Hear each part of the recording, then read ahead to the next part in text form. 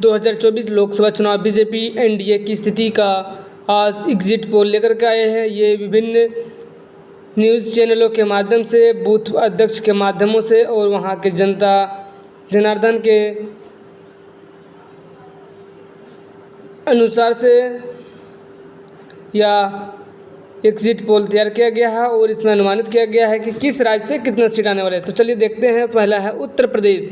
उत्तर प्रदेश से 80 में से 77 सीट बीजेपी के खाते में जा रही है। वहीं महाराष्ट्र में देखा जाए तो 48 में से 41 सीट बीजेपी के हाथ में जा रही है। बिहार देखा जाए, बिहार में 40 में से 38 सीट बीजेपी एनडीए के गठबंधन में जा रही है। आंध्र प्रदेश में 25 में से 18 सीट बीजेपी एनडीए गठबंधन की ओर जा रही है। बंगाल में 42 में से 25 सीट एनडीए को जा रहा है। तमिलनाडु में 39 में से 5 सीट एनडीए को जा रही है। मध्य प्रदेश में 29 में से 28 सीट एनडीए को। कर्नाटक में 28 में से 25 एनडीए को, 26 में से 26 गुजरात में 26 में से 26 सब बीजेपी के खाते में जाती हुई नजर आ रही है। वहीं राजस्थान में 25 में से 23 सीट बीजेपी के खाते में जा रही है। उड़ीसा में 21 में से 13 सीट बीजेपी के खाते में जा रही है।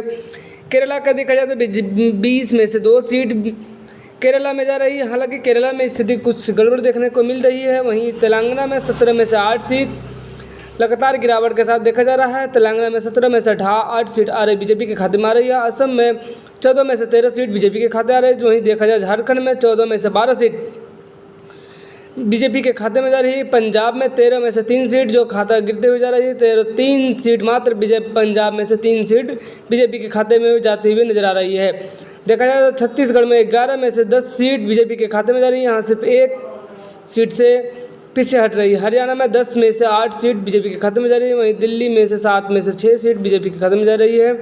आगे जम्मू कश्मीर में 5 में से 3 सीट बीजेपी के खाते में जा रही है।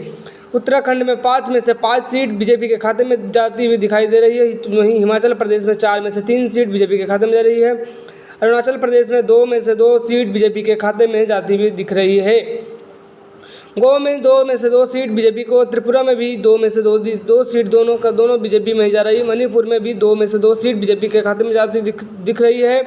मेघालय में भी सेम वही कंडीशन है, 2 में से 2 सीट बीजेपी के खाते में जा रही है। अंडमान निकोबार, चंडीगढ़, लद्दाख में 3 सीटों में से 3 सीट बीजेपी के खाते में जा रही है। वहीं दादरा नगर हवेली में से 2 सीट है, 2 सीट में से 2 सीट बीजेपी के खाते में जा रही है। नागालैंड में भी 1 सीट बीजेपी के खाते में आती हुई दिख रही है। पांडिचेरी में 1 सीट बीजेपी को मिल रही है। मिजोरम में 1 सीट मिल रही है। वहीं लक्षद्वीप में 0 सीट पर आउट हो रहे हैं बीजेपी। सिक्किम में 1 सीट बीजेपी के खाते में जाती हुई दिख रही है। टोटल किया जाए तो बीजेपी प्लस एनडीए 411 सीट का आंकड़ा आ रहा है, जो कि बीजेपी के लिए पूर्ण बहुमत से जीत के लिए काफ़ी है।